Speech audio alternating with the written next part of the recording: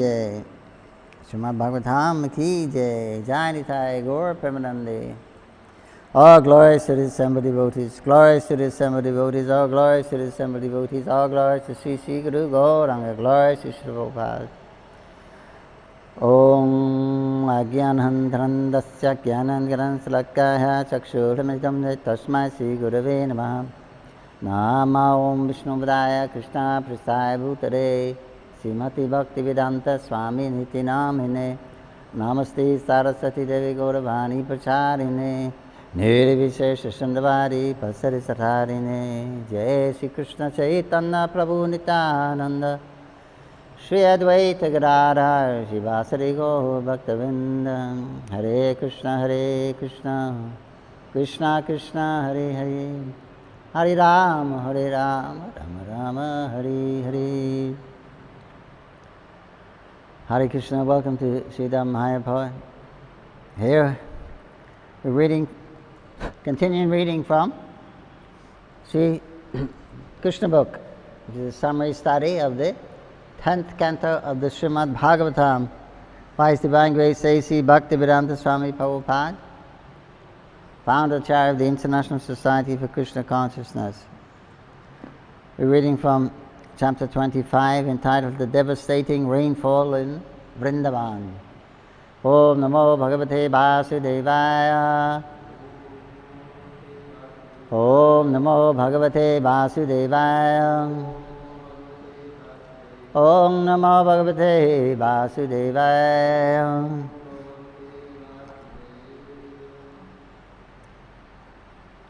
When Indra understood that the sacrifice that was to be offered by the cowherd men in Vrindavan had been stopped by Krishna, he became angry, and he vented his anger upon the inhabitants of Vrindavan, who were headed by Nanda Maharaj. Although Indra knew perfectly well that Krishna was personally protecting them, as the director of different kinds of clouds, Indra called for the Samvartaka cloud. This cloud is invited when there is a need to devastate the whole cosmic manifestation. This Samvartaka was ordered by Indra to go over Vrindavan and inundate the whole area with an extensive flood. Demonically, Indra thought himself to be the all-powerful Supreme Personality. When demons become very powerful, they defy the Supreme Controller, the Personality of Godhead. Indra, though not a demon, he was puffed up by his material position, and he wanted to challenge the Supreme Controller. He thought himself, at least for the time being, as powerful as Krishna. Indra said, "Just see the impudence of the inhabitants of Vrindavan. They are simply inhabitants of the forest, but being infatuated with their friend Krishna, who is nothing but an ordinary human being, they have dared to defy the demigods." Krishna has declared in the Bhagavad Gita that the worshippers of the demigods are not very intelligent. He has also declared that one has to give up all kinds of worship and simply concentrate on Krishna consciousness. Krishna's invoking the anger of Indra and later on chastising him is a clear indication to his devotees that those who are engaged in Krishna consciousness have no need to worship any demigod, even if it is found that the demigod has become angry. Krishna gives his devotees all protection, and they should completely depend on his mercy. Indra cursed the action of the inhabitants of Vrindavan and said, by defying the authority of the demigods, the inhabitants of Vrindavan will suffer in material existence, having neglected the sacrifice to the demigods. They cannot cross over the impediments of the ocean of material existence. Indra further declared, these cowherd men in Vrindavan have neglected my authority on the advice of this talkative boy who is known as Krishna, he is nothing but a child. And by believing this child, they have enraged me. Thus he ordered the Samvartaka cloud to go and destroy the prosperity of Vrindavan. The men of Vrindavan, Indra said, have become too puffed up over their material opulence and are overconfident due to the presence of their tiny friend Krishna. He is simply talkative, childish, and unaware of the complete cosmic situation, although he is thinking himself very advanced in knowledge. Because they have taken Krishna so seriously, they must be punished. They should be destroyed with their cows. In this way, Indra ordered the Samvartaka cloud to go to Vrindavan and inundate the place. Oof. It is indicated here that in the villages or outside the towns, the inhabitants must depend on cows for their prosperity. When the cows are destroyed, the people are destitute of all kinds of opulences. When King Indra ordered the Samvartaka and companion clouds to go to Vrindavan, the clouds were afraid of doing this mischief. But King Indra assured them, "You go ahead. I will also go, riding on my elephant, accompanied by great storms, and I shall apply all my strength to punishing the inhabitants of Vrindavan." Ordered by King Indra, all the dangerous clouds immediately appeared above Vrindavan and began to pour water incessantly with all their strength and power. There was constant lightning and thunder, blowing of severe wind, and incessant falling of rain. The rainfall seemed to fall like the piercing sharp arrows. By pouring water as thick as pillars without cessation, the clouds gradually filled all the lands in Vrindavan with water, and there was no visible distinction between higher and lower land. The situation was very dangerous, especially for the animals. The rainfall was accompanied by great winds, and every living creature in Vrindavan began to tremble from the severe cold. Unable to find any other source of deliverance, they all approached Govinda to take shelter at his lotus feet. The cows especially, being much aggrieved from the heavy rain, bowed down their heads and taking their calves underneath their bodies, they approached the Supreme Personality of Godhead to take shelter at his lotus feet. At that time, all the inhabitants of Vrindavan began to pray to Lord Krishna. "Dear Krishna," they prayed, "you are all powerful and you are very affectionate to your devotees. Now please protect us who have been so much harassed by angry Indra." Upon hearing their prayers, Krishna could understand that Indra, being bereft of his sacrificial honor, was pouring down rain that was accompanied by heavy pieces of ice and strong winds, although this was all out of season. Krishna understood that this was a deliberate exhibition of anger by Indra. He therefore concluded, "This demigod who thinks himself supreme has shown his great power, but I shall answer him according to my position, and I shall teach him that he is not autonomous in managing universal affairs. I am the Supreme Lord over all, and I shall thus take away his false prestige which has risen from his power. The demigods are my devotees, and therefore it's not possible for them to forget my supremacy, but somehow or other he has become puffed up with material power and is now maddened. I shall act in such a way as to relieve him of his false ego and prestige. I shall give protection to my pure devotees in Vrindavan, who are at present completely dependent on my mercy, and whom I have taken completely under my protection. I must save them by my mystic power."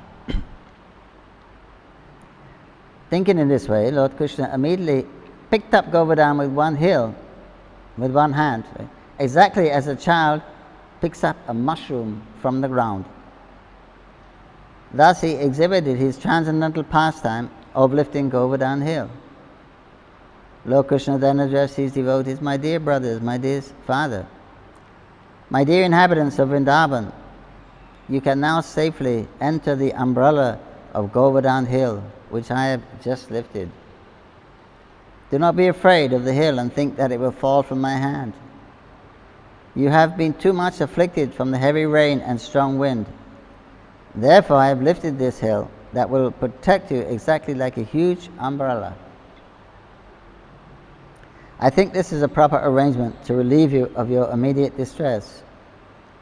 Be happy along with your animals underneath this great umbrella." Being assured by Lord Krishna, all the inhabitants of Vrindavan entered beneath the great hill along with their property and animals, and they all appeared to be safe.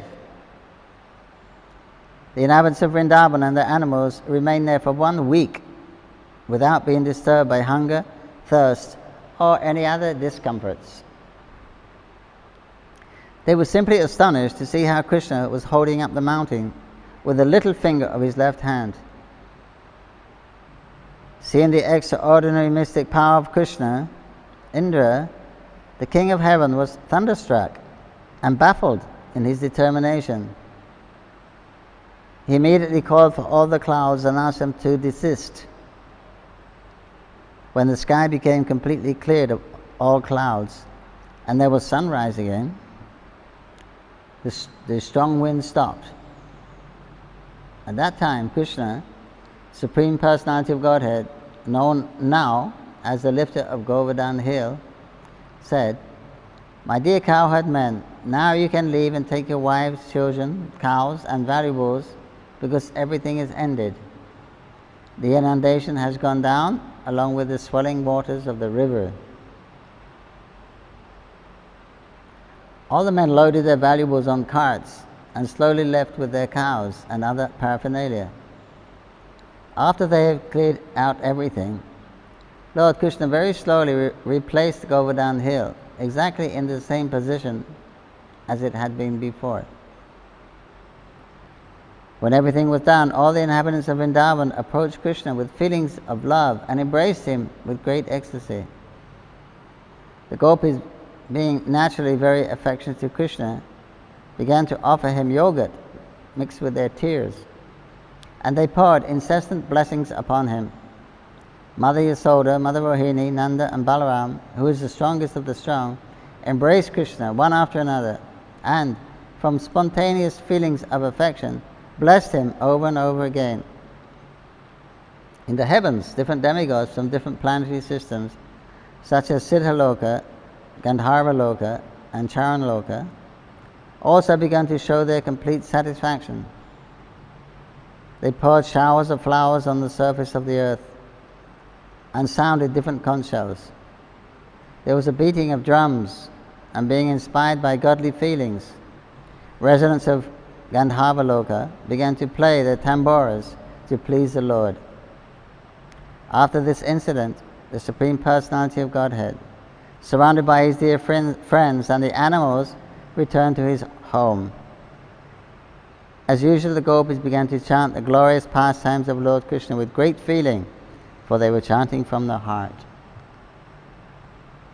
Thus ends the Bhaktivedanta purport of the 25th chapter of Krishna. Devastating rainfall in Vrindavan.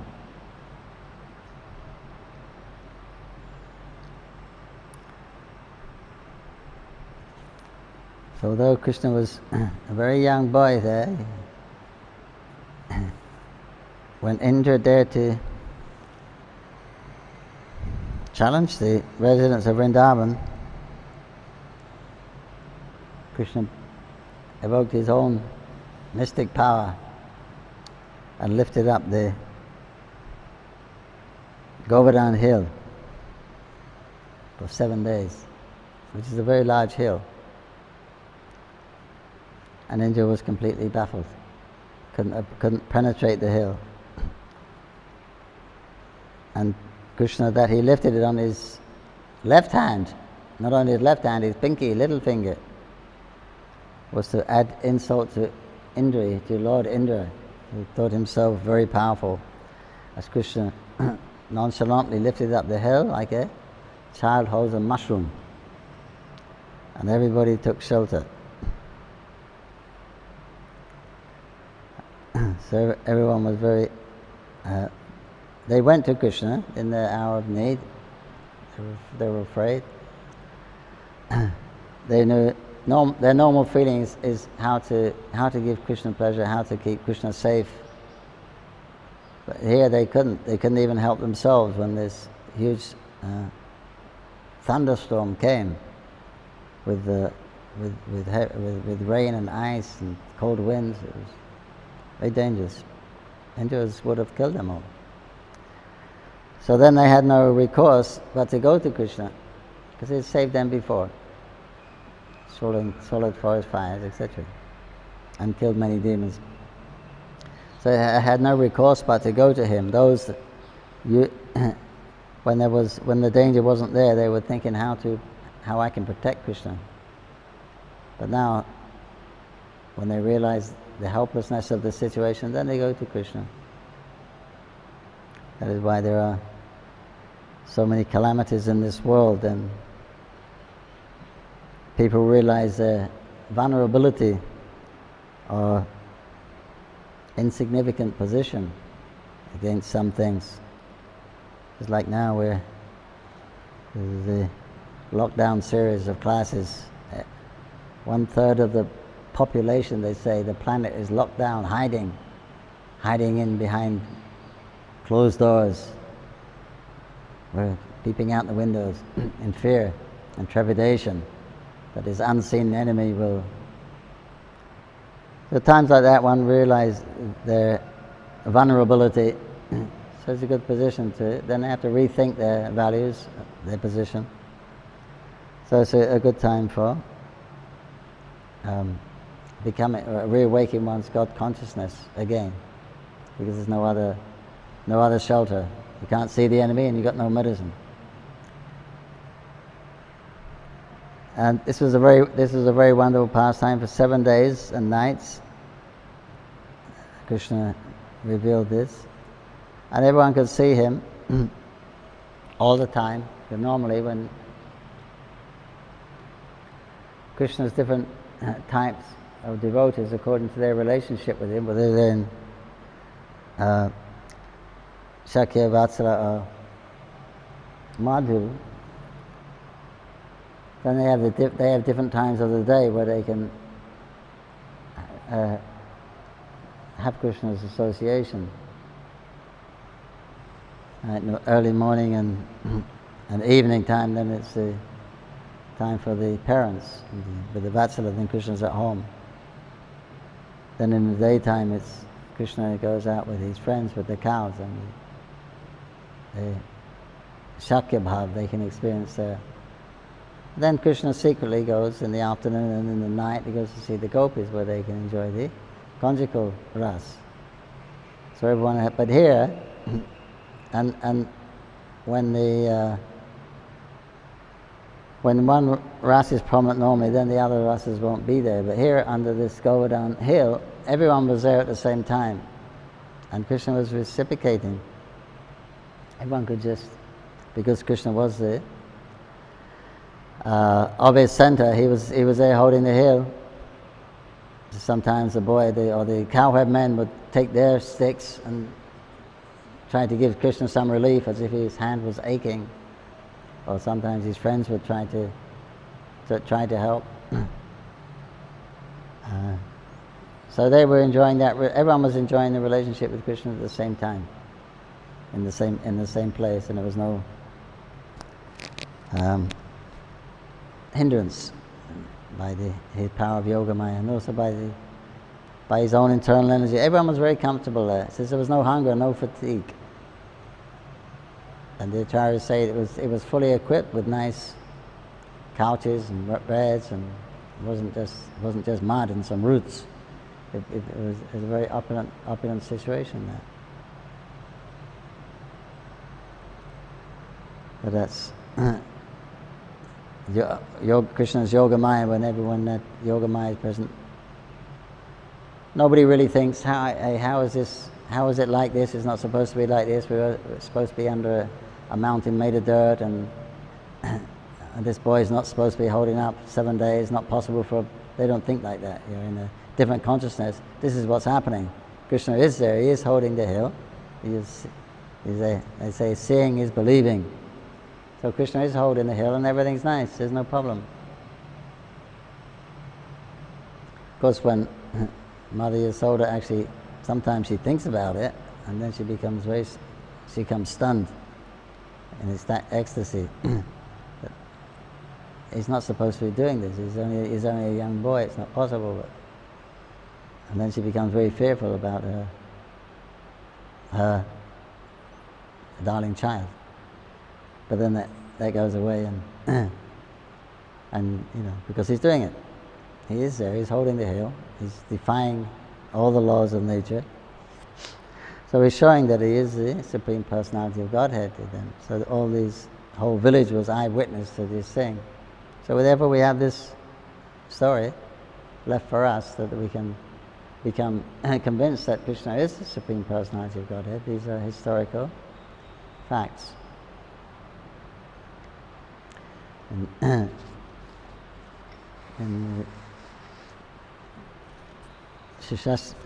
Chaitanya Shishashika by Bhaktivinoda Thakur, he's given a list of different anarthas that these Chaitanya Shikshamrita, different anarthas.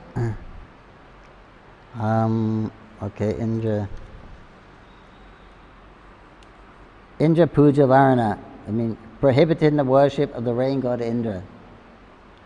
Krishna did this to cast out the idea of worshipping many demigods for material benefits. He also did this to rectify the misconception of a puffed up soul who thinks, I am supreme, I am worshipable. So these are the misconceptions that we can give up, to think that we are supreme or we are worshipable when we're actually insignificant, even though we have been given some position, a great position. In the case of Lord Indra, he was the king of the gods in the heavenly planets. And also that we don't need to worship the demigods for material benefits. Krishna says, Savadaman Pritija Mamikam Sanam Braja. I will release you from any sinful reactions you may occur by not worshipping the demigods, because on the lower stages it is recommended, Krishna in the Bhagavad Gita, you worship the demigods, and thus by palpitating the demigods they will bestow all desirable things on you. So Krishna's building up to pure devotion, that you worship the demigods. They're in charge of the necessities of life.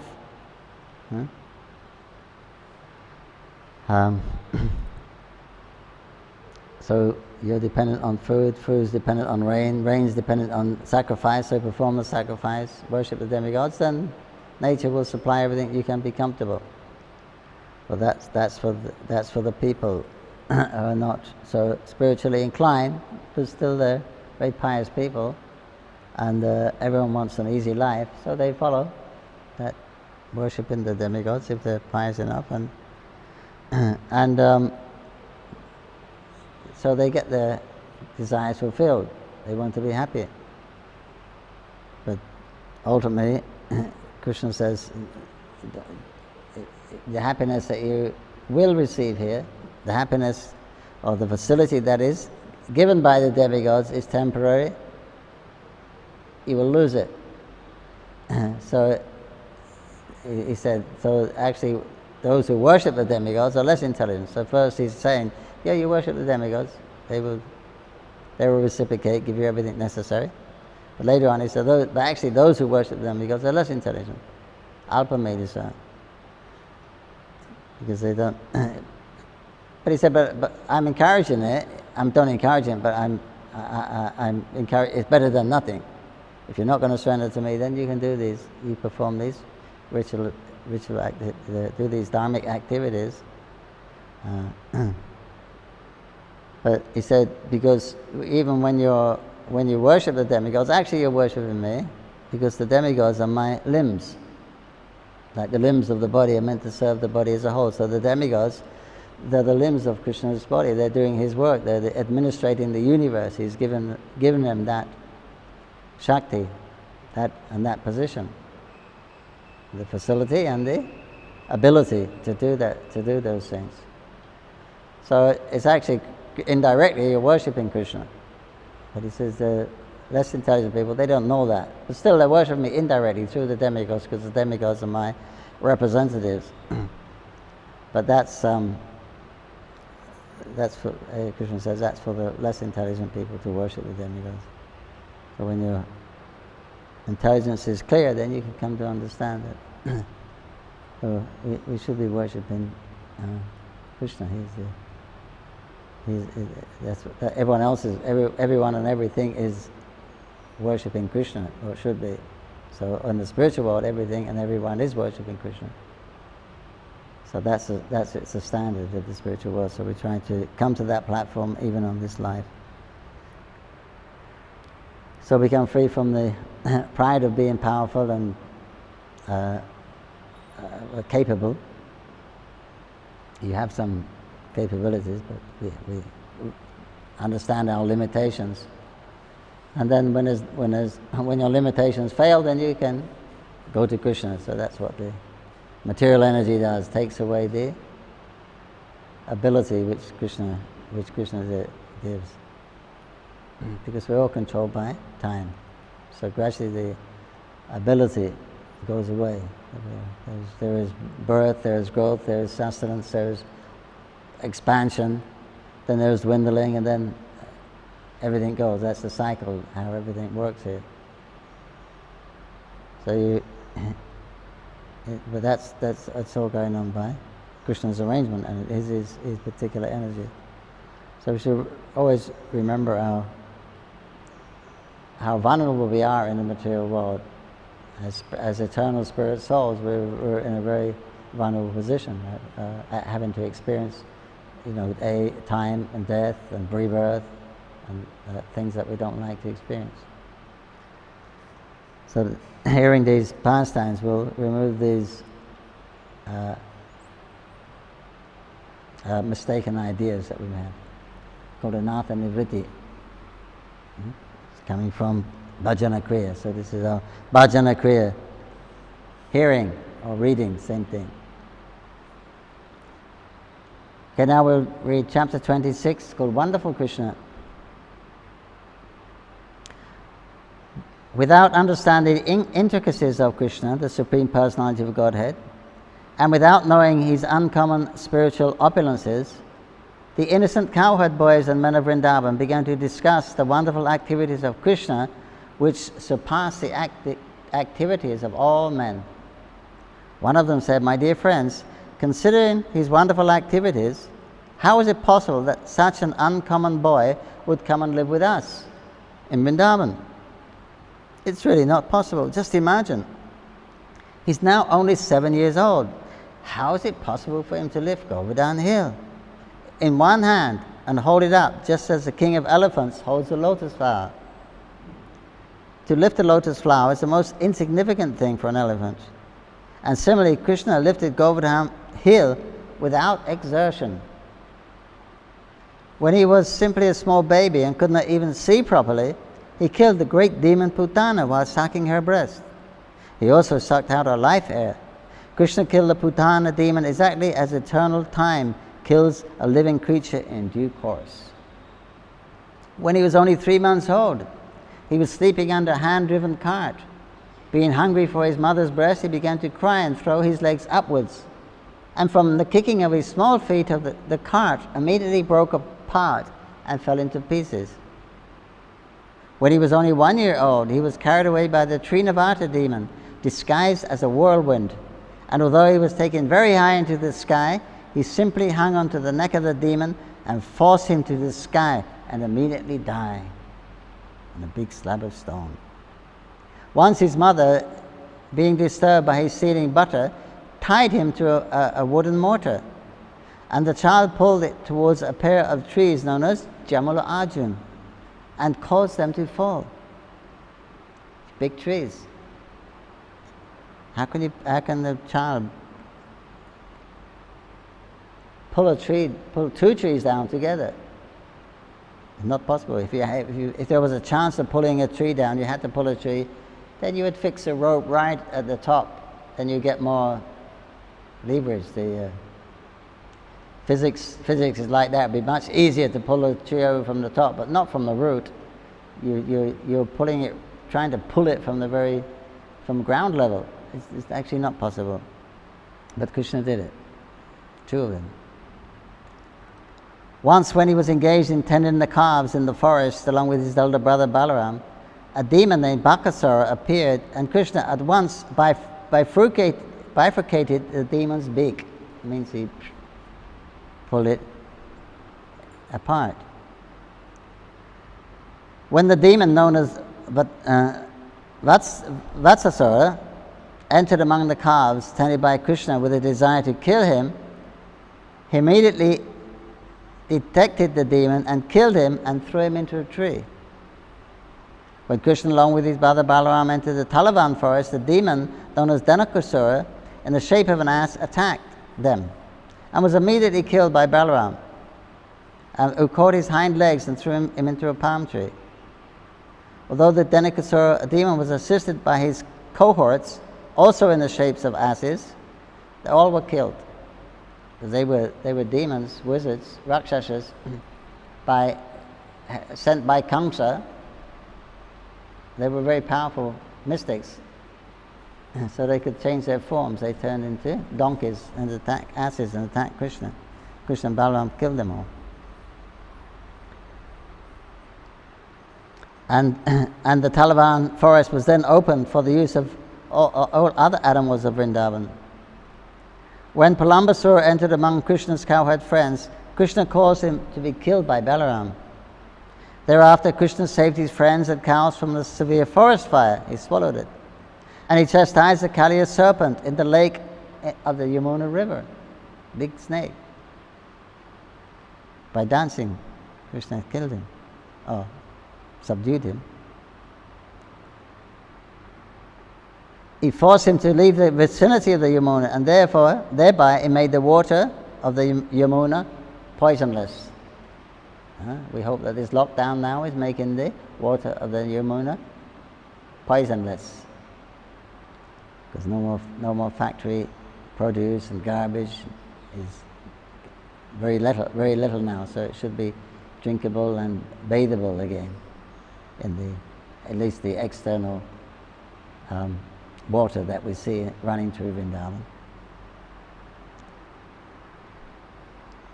Another one of the friends of Nanda Maharaj said, "My dear Nanda, we don't know why we are so attracted to your son Krishna. We want to forget him, but it's impossible. Why are we so naturally attracted towards him?"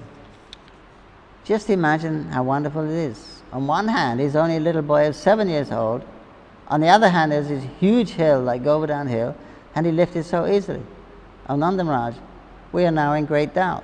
Your son must be one of the demigods. He's not an ordinary boy. Maybe he is the Supreme Personality of Godhead. On hearing the praises of the cowherd men in Vrindavan, King Nanda said, "My dear friends, in reply to you, I can simply present the statement of Garga Muni, so that your doubts may be cleared. When he came to perform the name-giving ceremony, he said that this boy descends in different periods of time in different colors, and that this time he has appeared in Vrindavan in a blackish color known as Krishna. Previously he had a white color, then a red color, then a yellow color. He also said that this boy was once the son of Vasudeva. And actually, he said that my son has many varieties of names according to his different qualities and activities." Giridhari. Govardhan. Garga Acharya assured me that this boy would be all auspicious for my family, and that he would be able to give transcendental, blissful pleasure to all the cowherd men and cows in Vrindavan. Even though we would be put into various kinds of difficulties, by the grace of this boy, we will be very easily freed from them. He also said that formerly, this boy saved the world from an unregulated condition, and he saved honest men from the hands of dishonest thieves. He also said that any man who becomes attached to this boy Krishna is never vanquished or defeated by his enemy. On the whole, he is exactly like Lord Vishnu, who always takes the side of the demigods, who are consequently never defeated by the demons. Gargacharya thus concluded that my child would grow to be exactly like Vishnu in transcendental, beauty, qualification, activities, influence, and opulence. And so we should not be very astonished by his wonderful activities. After telling me this, Gargacharya returned home. And since then, we have been continually seeing the wonderful activities of this child.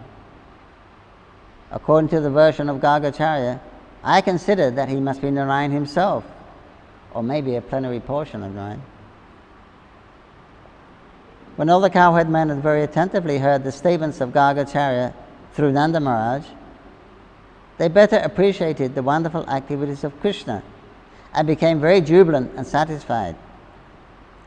They began to praise Nanda Maharaj because by consulting him, their doubts about Krishna were cleared. They said, "Let Krishna, who is so kind, beautiful and merciful, protect us." When angry Indra sent torrents of rain accompanied by the showers of ice blocks and high winds, he immediately took compassion on us and saved us and our families, cows and valuable possessions by picking up Govardhan Hill, just as a child picks up a mushroom. He saved us so wonderfully. May he continue to glance mercifully over us and our cows. May we live peacefully under the protection of wonderful Krishna. Thus ends the Bhaktivedanta purpose of the 26th chapter of Krishna, entitled Wonderful Krishna.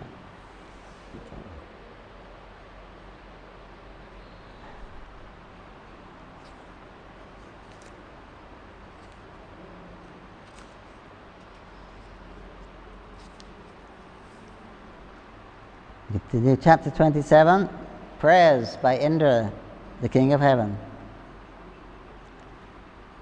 When Krishna saved the inhabitants of Vrindavan from the wrath of Indra by lifting Govardhan Hill, a Sarabi cow from Golok Vrindavan, as well as King Indra from the heavenly planets, appeared before him.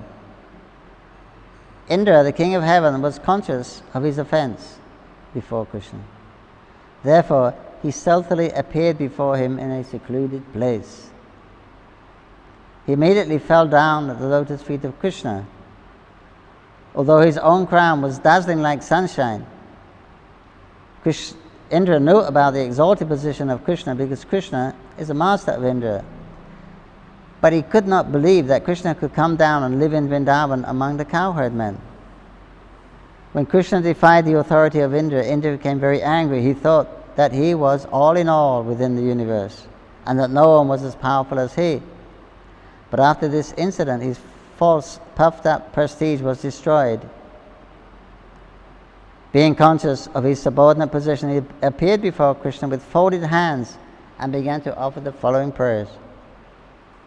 "My dear Lord," Indra said, "being puffed up by my false prestige, I thought that you had offended me by not allowing the cowherd men to perform the Indra Yajna. And I thought that you wanted to enjoy the offerings that were arranged for the sacrifice. I thought that in the name of Govardhan's sacrifice, you were taking my share of profit, and therefore I mistook your position. Now, by your grace, I can understand that you are the Supreme Lord, the personality of Godhead, and that you are transcendental to all material qualities. Your transcendental position is Suddha Sattva, which is above the platform of the material modes of goodness, And your transcendental abode is beyond the disturbance of the material qualities. Your name, fame, form, qualities, paraphernalia and pastimes are all beyond this material nature, and they are never disturbed by the three material modes. Your abode is accessible only for one who undergoes severe austerities and penances and becomes completely free from the onslaught of material qualities like passion and ignorance. If someone thinks that when you enter within this material world, you accept the modes of material nature, he is mistaken. The waves of material qualities are never able to touch you, and you certainly do not accept them when you are present within this world. Your lordship is never conditioned by the laws of material nature. Krishna's in his own world. He comes here with his associates like a bubble, and they perform their pastimes as normal. On the face of the planet Earth, they perform their transcendental pastimes as usual.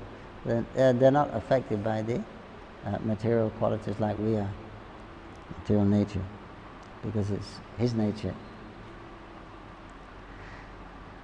his own nature. My dear Lord, you are the original Father of this cosmic manifestation. You are the supreme spiritual master of this cosmic world, and you are the original proprietor of everything. As eternal time, you are competent to chastise offenders. Within this material world, there are many fools like me who consider themselves to be the Supreme Lord or the all-in-all within the universe. You are so merciful that without accepting their offense, you devise means so that their false prestige is subdued and they can know that you and no one else are the Supreme Personality of Godhead. My dear Lord, you are the Supreme Father, the Supreme Spiritual Master, and the Supreme King. Therefore, you have the right to chastise all living entities, whether there is any discrepancy in their behavior, whenever there is any discrepancy in their behavior. The Father, the Spiritual Master, and the Supreme Executive Officer of the state are always well-wishers of their sons, their students, and their citizens, respectively. As such, the well-wishers have the right to chastise their dependents.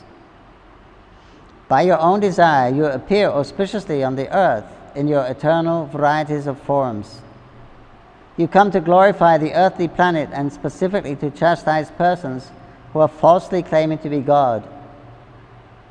In the material world, there is a regular competition between different types of living entities to become supreme leaders of society, and after being frustrated in achieving the supreme position of leadership, foolish persons claim to be God, the Supreme Personality.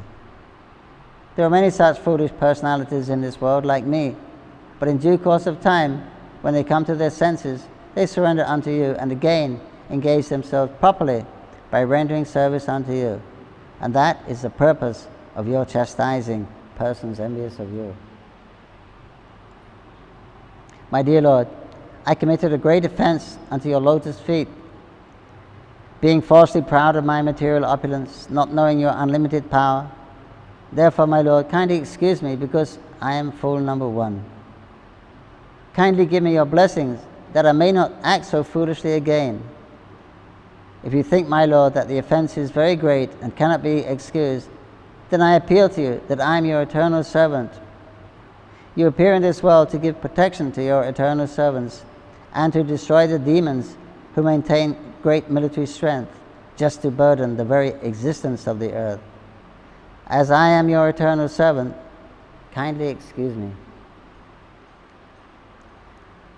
My dear Lord, you are the Supreme Personality of Godhead. I offer my respectful obeisance unto you because you are the Supreme Person and the Supreme Soul. You are the Son of Vasudeva and you are the Supreme Lord Krishna, the Master of all pure devotees. Please accept my prostrated obeisances. You are the personification of supreme knowledge. You can appear anywhere according to your desire, in any one of your eternal forms. You are the root of all creation and the supreme soul of all living entities. Due to my gross ignorance, I created a great disturbance in Vrindavan by sending torrents of rain and a heavy hailstorm. I acted out of severe anger caused by your stopping the sacrifice which was to be held to satisfy me. But, my dear Lord, you are so kind to me that you have bestowed your mercy upon me by destroying all my false pride. I therefore take shelter of your lotus feet. My dear Lord, you are not only the Supreme Controller, but also the spiritual master of all living entities.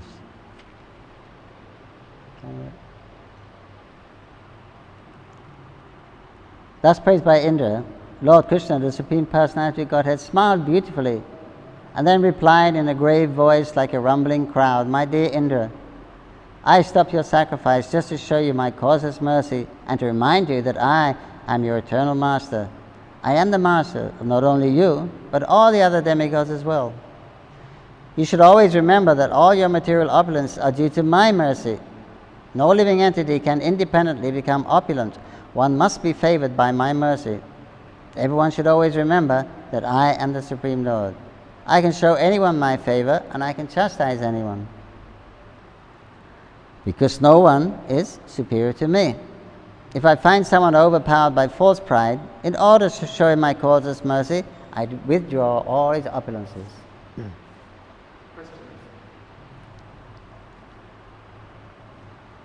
Due to my mercy, no living entity can independently become opulent. One must be favored by my mercy. Everyone should always remember that I am the Supreme Lord. I can show anyone my favor. Okay. Yes, in order to show my causeless mercy, I withdraw all his opulences. You had a question?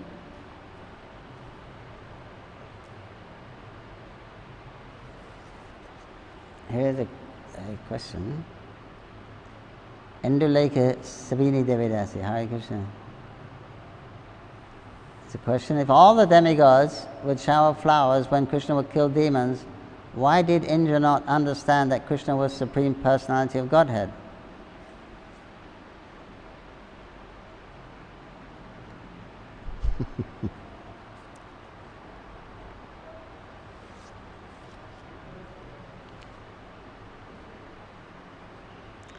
Yeah, he shouldn't have forgotten. He's a very exalted devotee in the universe. He's such an obedient servant of Krishna that he's given charge of the heavenly planets, especially the rain, which produces all the life of food. So we can surmise that all these pastimes that are taking place with Krishna, they're not ordinary people. How can an ordinary person take birth and have direct association with the personality of Godhead when he's appearing on this planet? So it would appear as if this is Krishna's pastime,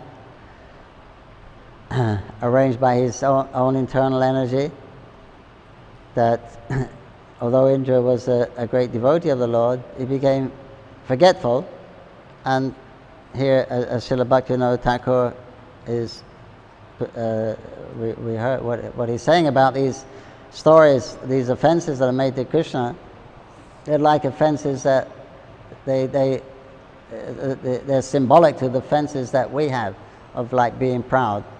When one is proud, one forgets one's actual position as the eternal servant of the Lord, and we think that material world is meant for my enjoyment, which is a very common thing. That means everyone is proud of their position, because actually we're the eternal.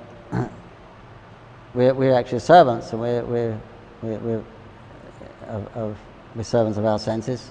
As soon as we forget Krishna, we become servants of our mind and servants of our own senses.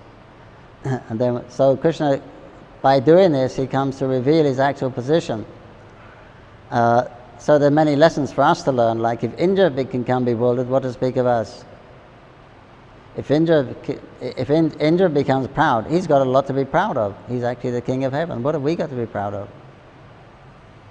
So it is, by performing these pastimes, Krishna is simultaneously he's come here, he's enjoying himself, he's enjoying his life as normal, but in such a way that everyone will benefit by hearing about these pastimes, by remembering these pastimes, by discussing these pastimes, by asking questions of these pastimes.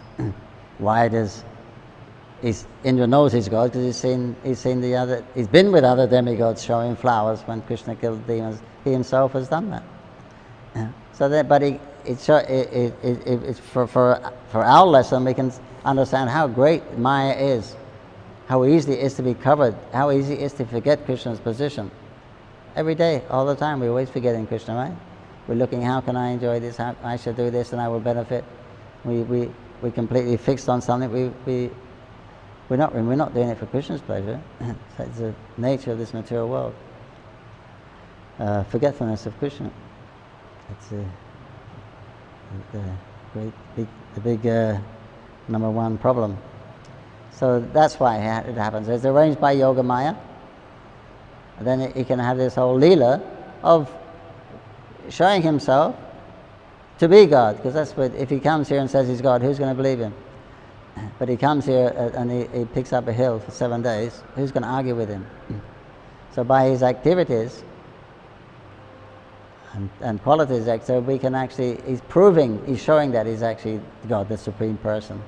So if you're going to be the Supreme Person, there's no better test than the actual King of Heaven, who's one of the greatest persons in the universe. So Krishna showed him and woke him up to his position. Hare Krishna. I hope that can help. Here's another online question. If the soul is liberated, he has different personalities in Gaur Leela and in Krishna Leela simultaneously.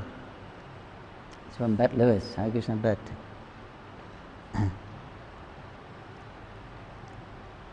If the soul is liberated, he has different personalities in Gaur Leela. Are we asking the question, when the soul is liberated, does he have different personalities in Krishna Leela and Gaur Leela simultaneously? Yes, if he's the devotee of Lord Chaitanya and he's worshipping Radha and Krishna, because that's Lord Chaitanya's order, that we should worship Radha and Krishna. So then one becomes attached to both Radha and Krishna. Then he can have two particular identities. One within Golok there are different quadrants, and one place is called Swetatdweep. That's where Mahaprabhu's pastimes are going on.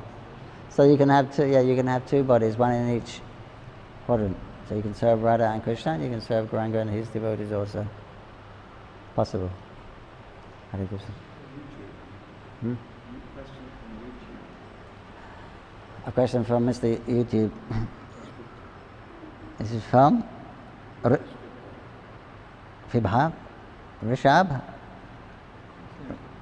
Gupta. Hare Krishna, Rishabh. I do not think Lord is doing anything. I think everything is under the laws of nature. When we say laws of nature, then you have to say whose laws? Whose nature?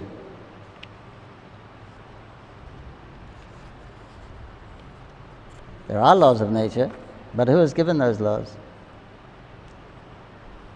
We see behind everything there is a personality. That's how experience. This light is coming. It's not coming from this. It's coming from the bulb, but the bulb is not the. You may say the bulb is the cause of the light, but behind the energy from this bulb, the energy is coming from the powerhouse, right? And in the powerhouse, there's a person who has to flick the switch, has to turn the power on. So you see, there's always, if you trace everything back, there's always some personality, but we don't see anything happening by chance. So we can conclude from these examples that are given here that that means then you don't believe that Krishna is the Supreme Personality of Godhead, and that God doesn't exist. So who was Krishna then? Who was he to perform? How can an ordinary person do that? How can an ordinary a 7-year-old boy defy the laws of nature, defy the laws of gravity? So that is proving these are is history, it's Purana, old history, is proving there's hundreds of eyewitnesses that he's defying the laws of nature. The laws of nature are not acting on him. So this is why the Lord comes. Otherwise you wouldn't believe that. If he just said he's a God, then you wouldn't believe him. So he comes and shows he's God, still we don't believe him. Why do you think that everything is just happening by nature? And where did the nature come from? And what is the cause of nature? And what is the purpose of nature? Then you'd have to ask those questions. So if you keep on asking those questions, you say nature's a cause, but why nature in the first place? Why is there a nature? So you keep on asking, eventually you'll get back to it at a personal. There's a nature, there is a nature, but whose nature? This is who designed nature? Why does nature act like it does? Why it acts this way and not that way? Why does gravity go down, not up? Why?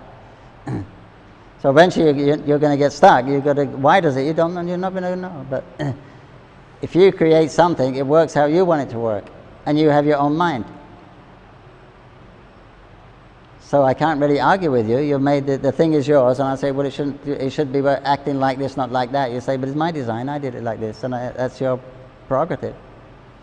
So this is the Lord. It's his prerogative how he wants the creation to go on. Now you may not agree with it, and you may think you have a better idea. But if you study the science of God, Krishna in the Bhagavatam, Bhagavad Gita, etc., that you'll see that his idea is fantastic. You may not like it, or may think it's strange, but if you see it from a different perspective, remember we're 1/10,000th part of the tip of the hair. If you believe the philosophy, the soul is tiny, tiny, tiny in this gigantic universe. And this body is like a mountain. This body is like a Govardhan hill. So you're moving this body around by your power. But you can't say which body you're going to get. You can't predict the results of your activities, whether you're going to be successful or not.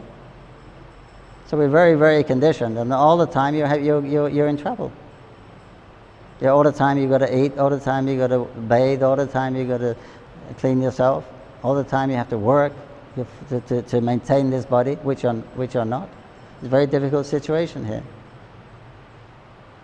So you may believe or may not believe, but the fact is we're in a fix, and we need to get out of this material world. Otherwise it's troublesome, taking birth, growing old, getting sick and dying. So if you want a solution, then you have to have some authority. You got to admit that you didn't create this. It's beyond your control, beyond our control, right? We can't do it. So then we have to go to some authority that can do it, or knows what it is, knows how it works, and knows a solution, how we can become free from it. And that requires faith, and then that requires surrender. If you're not willing to do that, then Haribol, you carry on, take another birth and try again. That's your free choice, your independence, that your freedom. Krishna will leave you that freedom. Good luck. Hare Krishna.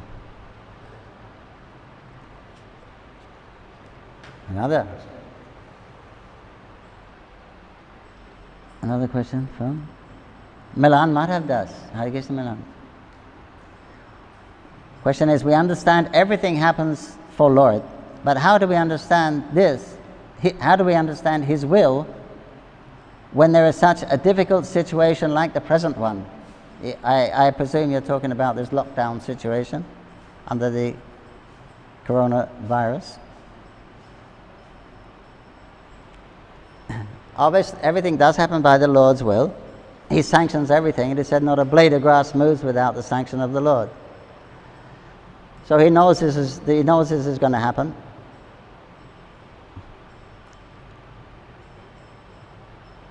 There are rules on how to live properly in the material world, where you don't have so much calamities. And there are different times. In Satya Yuga, it's better. People behave better. This is the Kali Yuga. People don't behave so well, and therefore there's going to be reactions. How many humans will die through this coronavirus? We're probably killing more animals and babies daily than this pandemic will cause deaths of human beings while it goes around this time. But daily we're killing more animals and children in the womb just to satisfy just for our convenience. So you've got to expect some reaction. You can't defy the laws of nature are there. They're very strong. You may not see the lawmaker, but still the laws are there. And ignorance of the law is no excuse. So obviously you misbehave, you're going to be some calamities, there's going to be some reaction. It's not such a difficult thing to understand. As you sow, so shall you reap. So this should be accepted. This philosophy of karma should be accepted by the Western world. Then all these things will be acceptable. But right now, the problem of evil and religion is a very big discussion. Why, if God is all good, all knowing, all merciful, all powerful, why He allows bad things to happen to good people? It's a big question. But there, in the material world, in the prison, are there good people in the prison? Then if they was good, they wouldn't be in the prison. So the material, if we weren't bad, if we was good, we wouldn't be here in the material world. So the material world is a place of correction. But if you follow the rules in the prison, you get out quicker for good behavior. But if you refuse to follow, then that's your own foolishness, and then you'll stay in longer. If you disobey the rules inside, then you can stay in longer. So we see that there's no inherently the material world is without remembering Krishna is not a very suitable place for a spirit soul to be in. We're so confined, so conditioned by these bodily demands. Our real position is freedom from all this want and pressure and time. In the spiritual world, those things are absent. But so we're being punished for something. So you can't expect it to go very well in the prison. You can't expect life to be very high class, and you can't expect to satisfy everyone there. It's obviously not. But we accept in the material world as our prison, as our home, because we were born in prison, so we think prison life's not so bad. But it's just your conditioning. But if you have information of a better existence, a better state of existence, a higher consciousness, a higher dimension to live in, and a process to achieve it, then why not take it? It requires faith, and then you have to follow that. So Krishna knows what's going on, obviously. But he says, although I am the doer of everything through the material energy, I'm not responsible for the actions of the living entities. That's our own independent choice. So Krishna's not responsible for that. That's your independence. But for fulfilling those desires and getting a result, Krishna is responsible through the agency of the demigods. Right? If you put your hand in the fire, it burns. So the laws are there. Krishna's made it like that. He's made fire hot. The rule is to don't put your hand in the fire. If you put your hand in, you get burned. Okay? Krishna says there's two types of people here, divine and demoniac, in this world. They'll always be there and always arguing. And he says, I'm not partial to either, because essentially they're all my devotees. Some remember they're my devotees, some forget they're my devotees. But the rule is, Krishna says in the Bhagavad Gita, I come here, I annihilate the miscreants, I kill the demons, and I protect the devotees. I protect the devotees and I kill the demons, asuras. So that's not partial. That's a rule. Your choice is, our choice, freedom is, we can join the party of asuras or we can join the party of devotees, devas. That's our choice. But the rule is, Krishna protects the devotees and he destroys the asuras. So you can't blame him for that. You can't blame him for being partial or unjust, like that. So there's rules for everything. If we know those rules, then we know the outcome of those by following the right activity or wrong activity. Then when we get a little convinced about that, then we can start to follow properly. But But if you don't follow on a mass way also, you could expect some mass reactions like is going on now.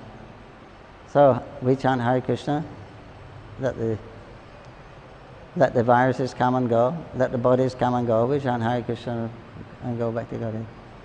But we not much we can do about it. Hare Krishna. Thank you, Milan. Hare Krishna, Krishna Krishna, Hare Hare.